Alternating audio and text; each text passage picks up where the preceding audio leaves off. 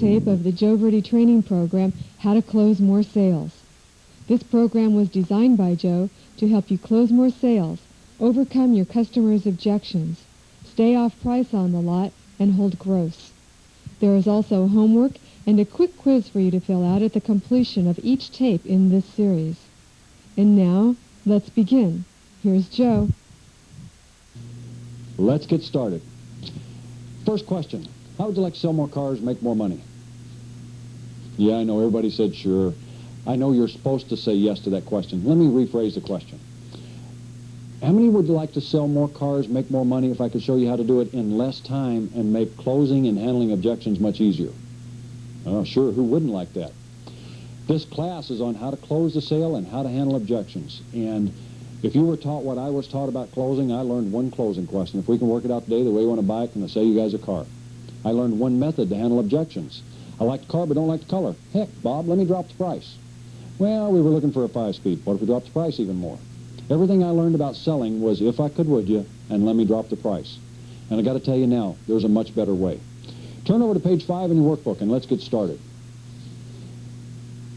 Page 5 in your workbook. In the middle of the page there it says, about selling cars. Now, we're going to talk about closing, we're going to talk about objections. But first, we need to explain what we're trying to accomplish out here. A lot of us may have forgotten. I also need to ask you a few quick questions about your potential. I need to find out if there are more sales to be made in your area. Can you sell more cars, I guess is my question. Are there other sales that you can make? Are you stuck at 6 or 8 or 10 or 15 or 25? Or can you see yourself selling a couple more cars? It's important that we cover potential because Henry Ford said whether you think you can or whether you think you can't, you're going to be right. And I think we've all heard that old saying, what you see is what you get.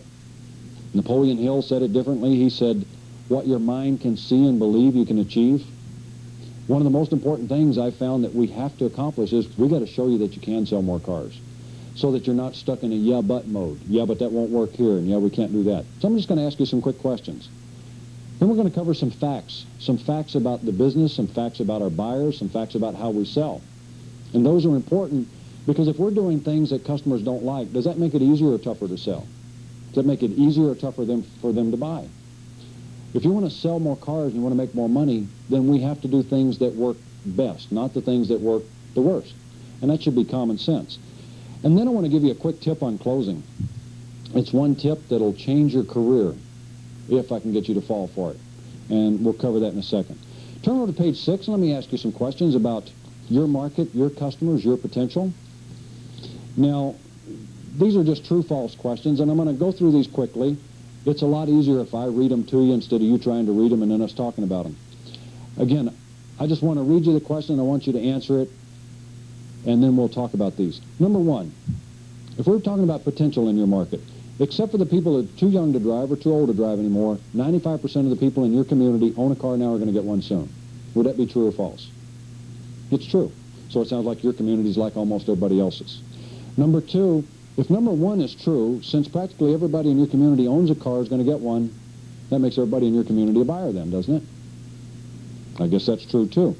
Number 3, now since everybody in your community is a buyer, I believe the only 2 questions that we run into out here selling cars is when they're going to get it and who's going to make the sale. See, one of the advantages we have in the car business, if you were selling computers and I asked you, does everybody in your community own a computer? You'd have said, no, not really. Then I wouldn't have been able to say, and that makes everybody a buyer. And you'd have said, yeah, not everybody buys computers. So we got the best industry to be in. We're in the car business. Everybody has one of these things. And one of the things that we forget when we're out standing out there waiting for a customer or when we're talking to a customer, we forget number 3, that it's not a question of whether or not they're going to buy a car. The only question is when they're going to get it and who's going to sell it to them. I'm assuming you would prefer that to be you instead of the salesperson down the street. Number 4, speaking of the salesperson down the street, now, if you do a better job of selling, building value, and closing than the salesperson down the street does, you'll sell some of the people that he or she would have sold. Would that be true? If you do a nicer job? Of course. Number 5, if number 4 is true and all you have to do to sell more than the person down the street is to do a better job, If you continue to learn more and continue to get better at this, you can continue to improve in any market. Is that right? Year after year after year? Of course you can. It sounds like what we've learned in the first 5 questions. Correct me if I'm wrong. In fact, let me ask you a question again. Do you want to sell more cars? You said yes. Let me ask you another question. Can you sell more cars based on what we just learned? Of course. I think now the most important question to ask you is, do you want to go to the trouble that it takes to sell those extra cars? Or are you willing to go to the trouble that it takes? You're sitting on a gold mine. Problem is, you're sitting on it. Most salespeople sit on a gold mine all of their career and earn average wages. They make $20,000, $25,000, $35,000 a year. They sell 8, 10, 12 cars, and they work long and they work hard, and they never get the gold out of the gold mine. And the only thing you have to do is change how you sell and change how you go to work. Number 6, in your area, is it true that most of your customers bring up price in some form out on the lot before they actually find a car they're willing to take home? And by price, how much is it? What's my trade worth? What are payments going to run? What kind of discounts going to get on this thing? What kind of interest rates you guys got? True or false? Number 7, of course price is important, but people make their decision to purchase anything, not just a car, based on the value they feel they receive for the price they have to pay. Is that true? Yes, price is important, but it gets down to a value decision. Number 8, after your presentation, if you have a customer who honestly objects to the price, if number 7's true and it's a value decision, if you get down, you've gone through everything, you've got a customer sitting there and they have an honest price objection. Joe, this is just too much money. I just don't see why I should pay this much money. Isn't that the real objection, is that we didn't create enough value to justify the price? Now, when we talk about closing, is it going to be easier to close somebody who sees the value in owning it or somebody who doesn't see the value? Well, I guess it's easier if they see the value. So part of closing is building value then. So the one thing I need you to understand about closing and handling objections, there is no secret close. I don't know a secret close. You can flip the tape off now if you're looking for the secret close. There isn't one. But I do know that you can sell more cars if you do more things right all the way through the selling process. All of those things lead us into a closing opportunity. If we get an objection, the objection is another opportunity to close. But whether we're successful at closing an objection is going to depend an awful lot on how well we do out here on the lot. Number 9, even if you get better at closing, it'll still be tough to earn professional wages if you try to take shortcuts with most people and skip the basic steps of selling. Is that true? Even if you become a good closer, if you do a lousy presentation, does that help or hurt sales? Of course it's going to hurt them. Number 10, if I don't close and a customer leaves without buying, if I follow up effectively, there's a pretty good chance they'll come back in and buy the car from me. Of course. Now, if you don't close and you don't follow up, number 11, if I don't close and I don't follow up, unfortunately, statistics prove that the customer will buy from a salesperson down the street. I don't know if you knew that. Just so you know, when a person walks off the lot, they still buy a car. It's just not from you. And when they buy it from the salesperson down the street, number 12, if I don't follow up every working prospect, when my customer buys their car down the street, the other salesperson will not spiff me for the referral. You guys do bird dog fees back and forth across town? Oh, I did a lousy job, sent you a customer. Are you going to send me any money? Probably not. You're just going to say, whoa, that was an easy sale. All I had to do was drop the price a little bit. The guy down the street did all the selling for me. Number 13, whether I get better at closing or not, if I consistently follow up all my working prospects and sold customers, I'll sell more vehicles each year. Would that be true? Yes, this is a class on closing. If you have a repeat customer come back in, will they be easier to close or tougher to close? Much easier to close. So if we're talking about closing, do your follow-up so that you get repeat and referral business built, and closing will be easier right off the bat. When we talk about developing a career in sales, there's more to a career in sales than just learning to close. And there's more to a career in sales than just learning to follow up. A career in sales means we get good at all the parts of selling. And every time we have a weak area, then it costs us sales and it costs us gross. Number 14. I know a lot of people think experience is how you learn to sell and how you learn to close. So let me ask you a question. Number 14, if all it took was experience to get better at selling and closing, then somebody who started selling 10 cars a month 10 years ago should be up to, what, 20, 25, 30 cars a month now? But they usually aren't. Number 15, a well-trained salesperson will almost always sell more cars than a salesperson with no real training. And the more you learn, the more you'll earn. Number 16, Most salespeople, think of all the salespeople you met in the car business. Would you agree that most of the salespeople only bother to learn how to be average in sales? But have you noticed that they all seem to learn how to blame being average on somebody and something else? Would that be true? Almost everybody ends up average. Got an excuse for it, though?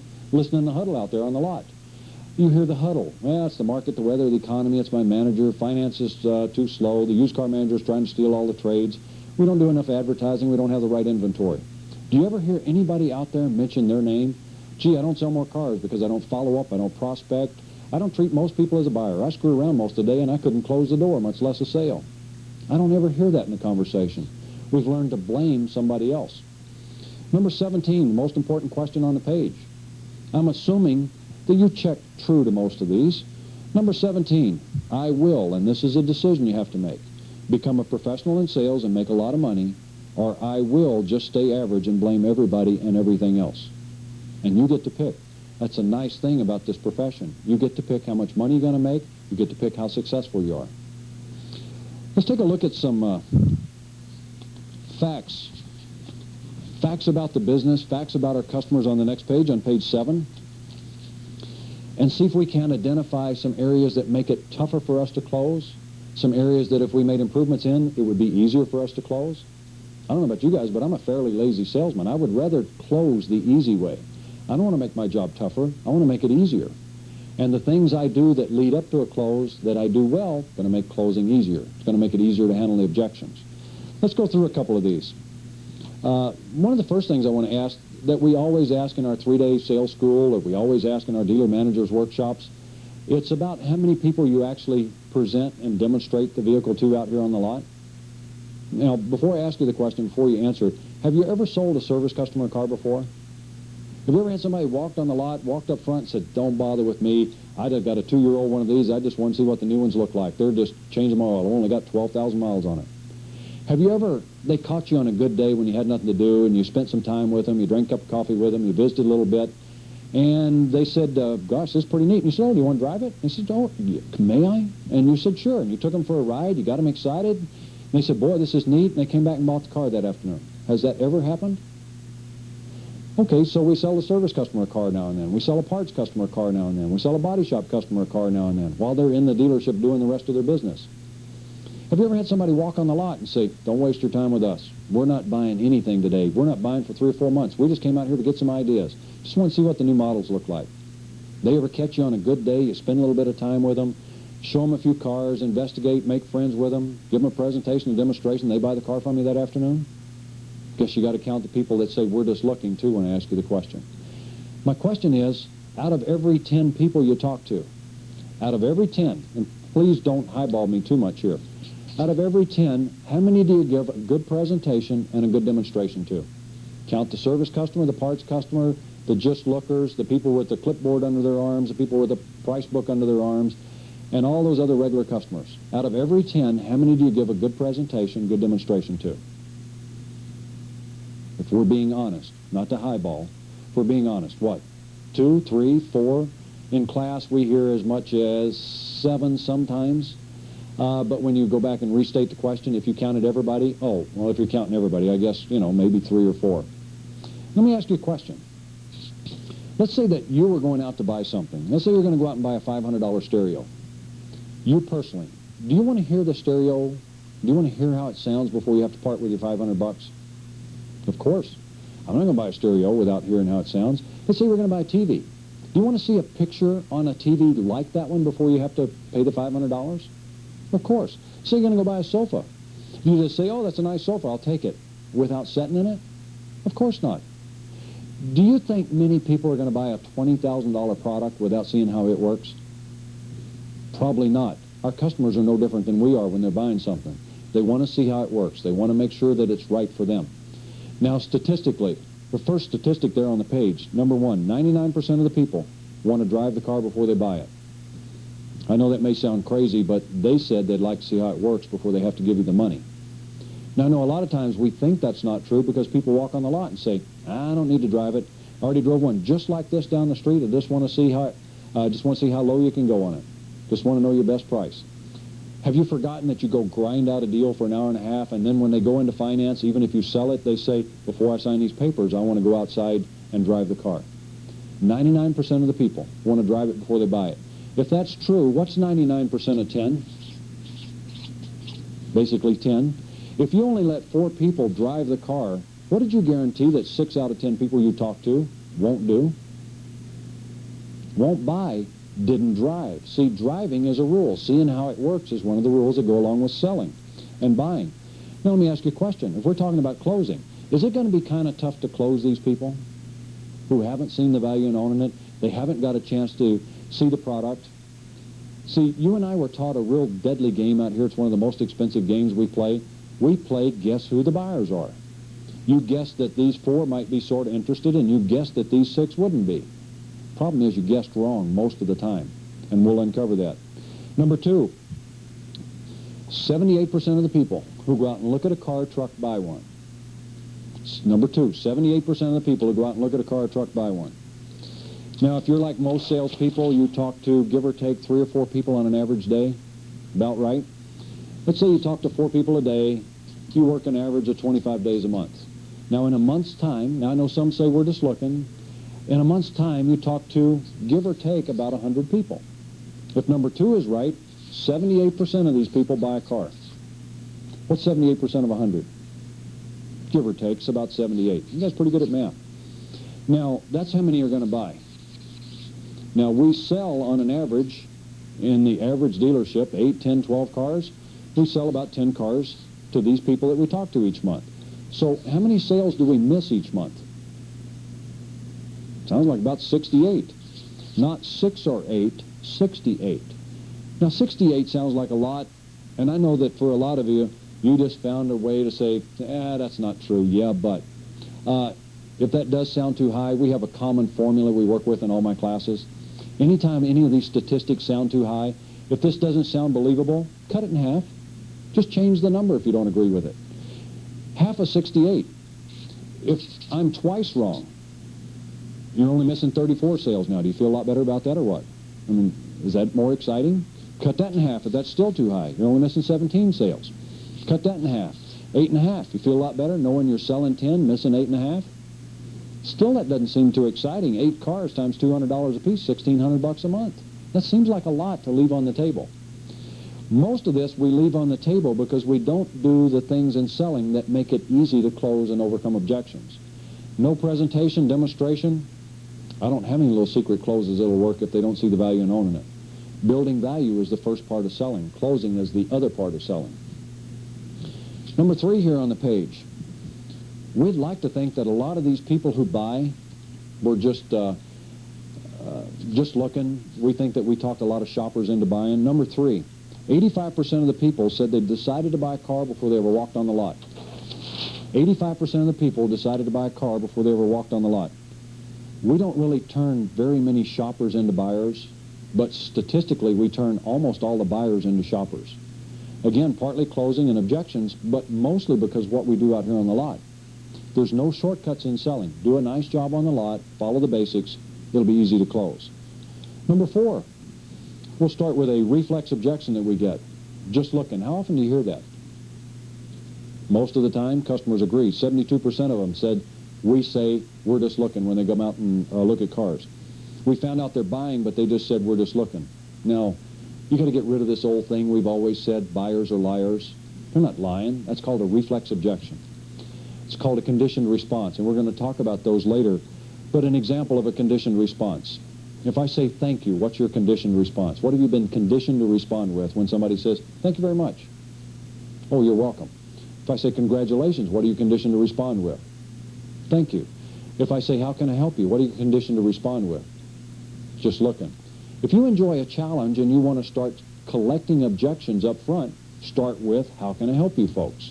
That's not the correct greeting. Number 5, how important is it that people like you when it comes to buying? Pretty important. 71% of the people said they bought because they liked you, respected you, and trusted you. 71% said they did it because they liked you, respected you, and trusted you. Number 6, when we talk about what people are actually buying, I hope you understand that people have buying motives. They have hot buttons. They have things that they care most about on this car. One of the mistakes that I made, and I did the same thing for 5 years because of what I was taught. My manager told me to learn everything I could learn about my car and go tell everybody everything I knew. Problem is, that doesn't work. Number 6, 20% of the features. Number 6, 20% of the features is all that the average customer cares about. They don't care about everything you and I know about these cars. All they care about is what we know about the things that affect them personally. Like I have a hot button or buying motive, so do you. Mine's comfort. I got a bad back. I want a comfortable seat. I want an adjustable steering column. I want to be able to turn my neck and be able to see. That's most important to me.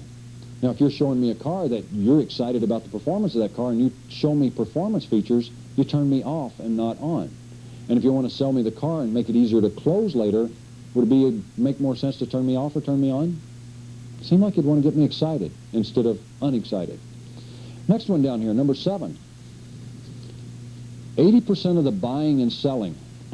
80% of the buying and selling. These two lines, you'll see these the rest of this course on tape.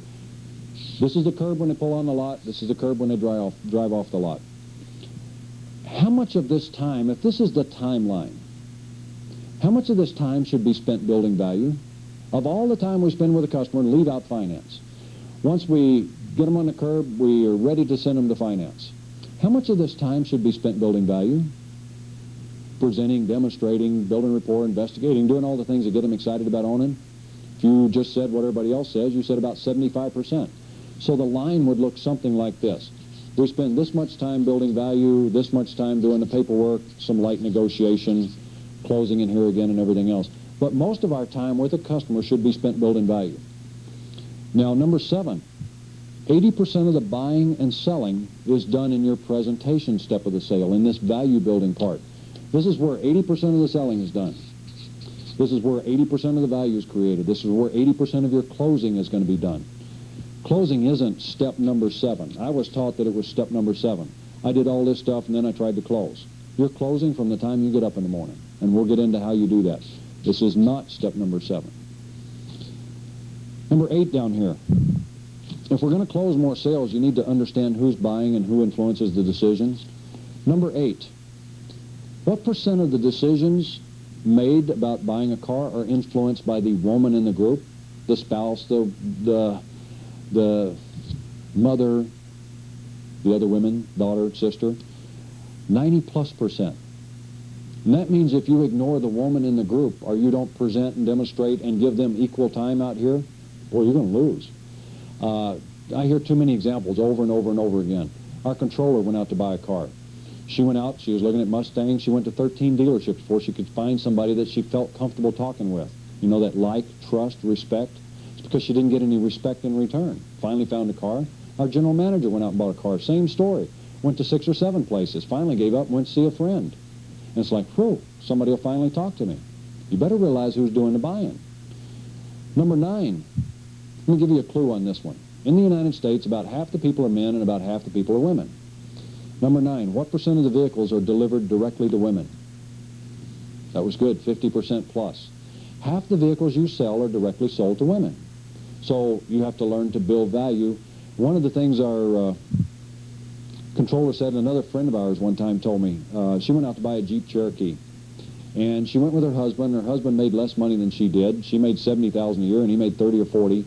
He wasn't the decision maker, she was. She kind of took him along for the ride. She said she went to a dealership, the first place, and she had asked the salesperson a question. He'd respond to her husband. She said, I got tired of that and went to another place. She said, I ran into the same thing. I'd ask the guy a question, he'd respond to my husband. She said, I went to another place, same thing. I asked a question, he talked to my husband.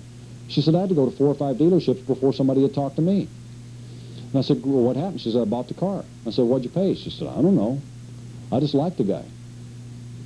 Like and respect and trust is most important, and you have to earn that. Number 10, we're going to talk about closing sales, and we'd like to close sales today, not next week or next month.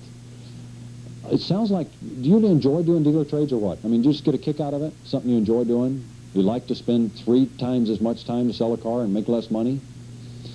Number 10, what percent of the people buy a different model, different make, different color, different equipment than they said they had to have? People leave home saying, I want a white one of these with a sunroof, a CD player, and no special tires and wheels. How many of them actually end up with white, sunroof, CD player, and those extra tires and wheels? This is one you need to catch on to because 86% of the people are flexible. 86% bought something other than they said they had to have. Now, we had one group come through our 3-day sales school, and we talked about how to bypass color and equipment objections. We talked about how to close on those. Their dealer trades went down 80%. And that seems pretty good. Their gross went up. I don't know exactly how much it went up, but we would like to think, well, if I don't do dealer trades, I have to give cars away. Not true. Their dealer trades went down and their gross went up. Number 11, when you give somebody figures on the lot on their trade, where again, all of this leads to closing and handling objections. When you give somebody a figure on the lot or in your office and they don't buy and you give them figures on their trade, 96% left because of the trade value on their car.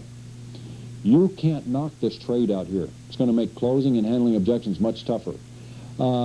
When they say, I want $1,500 for my car, you've got to quit saying, for that piece of junk, does that add resistance or lower resistance? What do you got? $100 bills under the back seat? That doesn't work either. We got to quit saying that kind of stuff. You got to quit knocking the trade. When they come in and say, my banker told me it was worth $1,500 or $2,800 or $5,800, you got to quit saying, the banker say he'd buy the car? We have to be careful on knocking the trade. We have to learn to devalue it, and we'll talk about how to do that in this series. Number 12, when we get into what customers said happened in this process. Number 12, 85% of the people said that we didn't investigate, build rapport, or control the sale. We didn't investigate, build rapport, or control the sale. 85%. Now, when we talk about the basics, we've got first impressions, we've got greetings, we build rapport, we investigate, we present, we demonstrate, and we may even prove it with an evidence manual. These first steps, I believe, are to make people like you, aren't they? How important is it that somebody likes you before you try to close the sale over here? Would that be kind of handy? Oh, we kind of like the guy. Will it be easier for them to say yes than if they don't like you, don't trust you, don't respect you? So, but we just found out that 85% of our customers said we didn't do this part. We didn't make them like us. The next one down here, number 13, 88% said they got a lousy presentation and a lousy demonstration. 85% said no rapport, no investigation. 88%, lousy presentation, lousy demonstration. If we don't do this well and we don't do this well, does that make closing easier or tougher?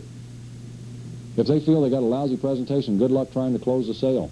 No wonder we close, let's see, 10 people come on the lot, 2 of them aren't going to buy, we know that statistically, 8 are going to buy, we close 2. No wonder we miss 6 sales for every 2 that we close.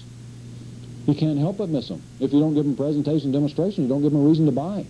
They have to have a reason to buy for you to be able to close. There's no secret closes. And you don't want to drop the price because that's not the way to close sales. Next one down here, number 14. How soon do people buy cars? Number 14, 50% of the people said they bought the car on the spot when they got what they felt was a good presentation, good demonstration. Let's check the numbers.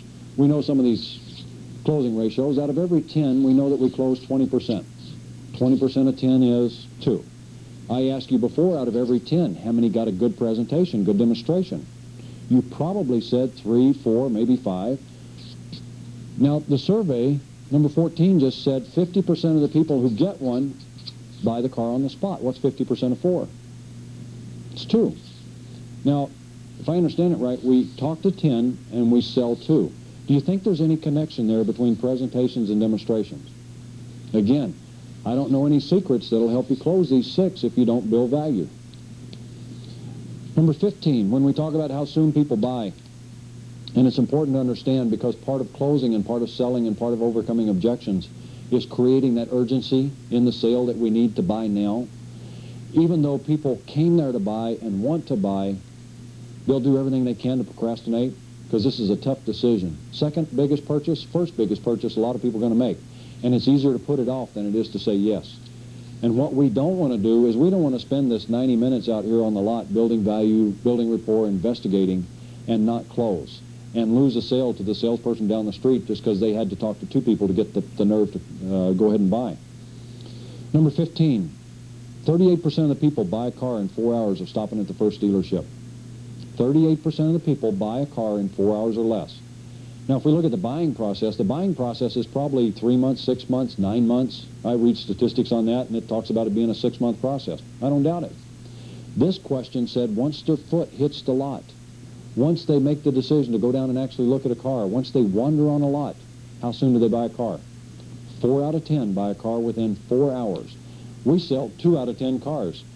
4 out of 10 buy a car in 4 hours. Doesn't that make the other 2 pretty much an easy customer? If they're going to buy a car in 4 hours or less, they were, I don't know what you call them, they were almost a laydown. It's a bummer. We missed 2 of the laydowns because we played guess who the buyers are, and you guessed wrong. That's the most expensive game you play. Easy customers. We missed them right off the bat. Number 16, 57% buy within 3 days of stopping at the first dealership. Number 16, 57%. And number 17, 90% of these people buy a car within a week. They're buying, we're skipping steps, and we're losing sales and gross. If you just stop and thought about it, I mean, this sounds like a silly question. If they come down to buy it, remember, 78% of the people are going to buy, 85% of them came to buy it. If they walked on the lot to buy it, how hard should it be to sell it to them? Oh, I'm here to buy something. Whoa, let me talk you out of it 6 out of 8 times. Somehow that doesn't make sense. We don't really have too many serious objections to handle as long as we do our job out here on the lot. We create most of the problems we run into. Number 18, 58% of the people buy the same product they looked at first. 58%. That equals most of the people buy the same product they looked at first. If you're selling Ford or Mercedes or Pontiac or Mazda or Hyundai, doesn't matter what you're selling, when they walk on the lot, you've got to make some assumptions. You've got to assume they're there to buy your product. You've got to assume they picked your dealership to buy it from. You've got to assume you can sell it to them if you do a nice job. 58% bought the same product they looked at first, and I'm convinced that would have probably been 70, 80, maybe 90% had we done our job out here on the lot. We skip steps and send buyers down the street to some other people that sell the same product and some of our competitors that sell different products, all because we didn't do our job right. Number 19. If you could get a phone customer, you know, as people call in and ask for new and used car sales, if you could get them on the lot, will they be easier to close than that stranger who just walked on the lot that you don't know? You've already talked to them about something. They're down there specifically to look at a specific car. Will it be easier to close that phone appointment than it is just a walk-in customer? Of course. So we should do a good job with the phone people then, so that they come in so that we can do an easier job. Problem is, number 19, 93% of the salespeople who take a phone up never ask for the customer's name and phone number. 93%, no name, no number. No wonder most don't show up. Number 20, when the people leave without buying, have you ever had a be-back come on the lot? You had somebody you talked to yesterday came back in this afternoon. Were they pretty easy to close when they came back in that second time? Were they easier to close than a stranger who doesn't like you? New walk-in customer? Of course. So a be-back would be valuable. You'd like to see some more of those. Problem is, number 20, 90% of the people who leave the lot without buying, 90% are never contacted again about buying that car. 90% are never given the opportunity to be a be-back. So we lose them. Salesperson down the street gets them instead. Number 21, which is easier to close, a fresh walk-in customer or a repeat customer? Obviously a repeat customer. It's too bad. Number 21, 90% of the people who do buy are never contacted again about becoming a repeat customer. 90% who buy are never asked to come back down to the dealership and do business with them again. Now, I know you make your happy customer call. You're required to do that. Your manager makes you do that. We don't want to call because we're required. We want to call so that we can develop future prospects down the road. This is a class on closing. This is a class on handling objections. But I got to tell you, your career depends on follow-up, your long-term success. And the reason I say that, I can teach you to become a good closer. We can cover some dynamite techniques to close, handle objections. I can make you understand it. We can eliminate our biggest mistakes. But if you rely on walk-in traffic and no walk-in traffic shows up, how many cars will you sell this afternoon? Regardless of your great dynamite closing skills. You're going to sell nothing. Nobody there to close. Nobody there to use the objection techniques on. Follow-up guarantees you future success. And that's another tape and another story, but you got to get on a follow-up program. It's too critical to your long-term success. And number 22, it's too bad we don't do a better job with these people. The people we sell to, the people we don't sell to, because 95% buy more cars. You know, whether you sell them this time or not, they're going to buy another one in the future, and it'll either be from you or it'll be from another salesperson down the street. And if it's from the person down the street, you don't get any of the money. I hope you, I hope you do a much better job than these statistics point out. These are statistics from a cross-reference across the country. Big town, little town, East Coast, West Coast, big dealership, little dealership, high-line product, low-line product. This is what your competition's doing on the average. And I guess one way to look at this is if you do a better job, this is what your competition's doing. And how hard is it to compete with somebody who doesn't give presentations, doesn't give demonstrations, doesn't do follow-up, doesn't close, doesn't handle objections? A professional in sales has no competition. You get good, you don't have to worry about them. Also, before we finish up on this tape, I want to give you a quick tip on closing more sales on page 8. Quick tip on closing more sales. I said before that I'm a fairly lazy salesperson. What I mean is I would like to close the easy way if I could. I'm not looking for the tough way or the challenge to do anything. I would rather take the easy road, and I think most people are like that. And I want you to think about something. It goes along with follow-up and prospecting and the customers that you deal with. Take a look at the groups of people that you deal with.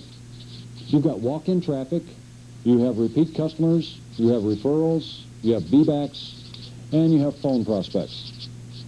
Now, we know the closing ratio, and this is actually a high ball, it's probably 14 or 16%. But the statistics come from cheat sheets, and salespeople fill out cheat sheets, and they leave the service customer off the cheat sheet. Closing ratio on walk-in traffic is give or take about 20%. Now, how many of you have a pretty good repeat and referral business? You get a repeat customer in that's bought 3 cars from you. What's the closing ratio on that one? 60, 70, 80, 90? A fellow in class the other day said 100%. He said, if I get these people on the lot, I sell them something. I don't doubt it. So somewhere around that 70% range, somebody's bought some cars from you in the past, they're back because they like you, know you, and trust you. Referrals from this friend generally come in a little less. Let's call that 60%. B-backs, we know, are 67%. You see a B-back on the lot, you got a 2/3 chance of closing them, 67%. Phone-ups, turn them into an appointment. They show up. You got about a 50-50 chance of closing them, about a 50% plus. Now, if you just look at closing ratios here, you have the walk-in traffic and you have all of the other people. Big difference, 20% versus 50, 60, 70. Big difference. Let's draw a line down the page. Let's divide these into 2 groups. And they're already divided into 2 groups because of a common reason. Do these people like you? Yeah. Do they know you? Yeah. Do they trust you? Yeah. Do these people like you? No. They don't dislike you, they just don't like you. Do they know you? No. Do they trust you? No. Not yet. The selling process is designed to work people through this like, listen, and believe part so that they'll buy from you. You got to get the like part down. That's one of the most important things. These people don't like you yet, and because they don't like you, they don't listen, they don't believe you. There's no reason to. The selling process is designed to work people through that like, listen, believe, and buy, through that building that trust in that relationship.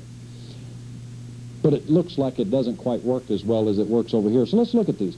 Which is the easiest group to close, the walk-in traffic or the other people? The other people, of course. These are the easy group. Which is the most fun to talk to? When you're out there talking to one, stranger doesn't like you, know you, or trust you, or an old friend? I hope you see the value in talking to old friends. They're a lot more fun. Which one brings in their price book? They tell you they're going to shop 12 places. Which one comes in and grinds you? The walk-in traffic or the people that you like, know, and trust? I don't hardly ever remember one of these guys coming in with that price book. These guys got plenty of them. Here's where the grind comes in. Which one pays you the most when you finally sell them a car? Which one is your voucher highest on? The stranger or the friend? It's bigger over here. It's pennies over here. Now, if we're going to make a career of selling, if we had our choice of customers to deal with, which would be better for our long-term success? Common sense. Long-term success. And I heard somebody in the room say, yeah, but you got to have these to turn into these. Well, that is true. That would be true if you did follow-up. Statistically, we don't do follow-ups. That one shot out the window there. Short-term success. And you stand at the window and wait for another short-term success customer to walk in the door. If we did follow-up, that would be true. Now, I got a question for you. And I ask dealers, I ask managers, I ask factory people, I ask salespeople this question every day. Which group of people, based on what we know about them, is our least productive prospect out here? The walk-in traffic or the other customer? Obviously, least productive. That means this is the most productive group. Now, when we're talking about closing and objections, I want to ask you a common sense question. Which group would it make sense to focus with if we're talking about closing and handling objections? Obviously, this group. Now I want to ask you another question. Which group do you spend 99% of your time, energy, and closing efforts on? The least productive group or the most productive group? Go ahead and say it out loud. Y'all say it as a group so you can see how it sounds. Say, we spend our time. In fact, you want to have some fun. You got a full-length mirror at home? Go stand in front of the full-length mirror and say this out loud so you can see how silly it sounds. Say, I enjoy a challenging career, so I focus on the least productive customer. I like low closing ratios, love a good grind, don't want to make a lot of money, and I enjoy short-term success. I'm not sure that makes sense. I can teach you a lot of things about closing, but I can show you a way to triple your closing ratio that quick. Switch groups. You're either going to talk to tough customers to close or easy customers to close. And at the rate we take shortcuts, which group do we take shortcuts with? The tough ones or the easy ones? We take shortcuts here. Here's where we do our pre-qualifying. We give these people presentations and demonstrations because we see them as buyers. This is the group you pre-qualify. This is the group you take shortcuts with. This is most of the people that you talk to. So with the toughest group, you take the shortcuts with and wonder why we're missing 6 out of 8 sales. Doesn't sound like any wonder to me. We're going to cover a lot on closing. We're going to cover a lot on objections. We're going to give you some techniques that'll work. We're going to talk about some questions that you need to learn to use. Closing and handling objections breaks down into basically 5 techniques. 5 techniques on closing, 5 techniques on objections. And if you learn the techniques, you can apply those to almost any customer in any situation. But I got to tell you, that stuff's not going to work very well if you don't do the first part right. And that's the basic steps of selling. That's the value building part. I hope you switch groups out here. I hope you decide to go the easy way. I hope you take that page of statistics and realize that the way we've been doing it makes it tougher to close. And if you're doing a better job than the statistics, then have faith that your competition's doing it that way.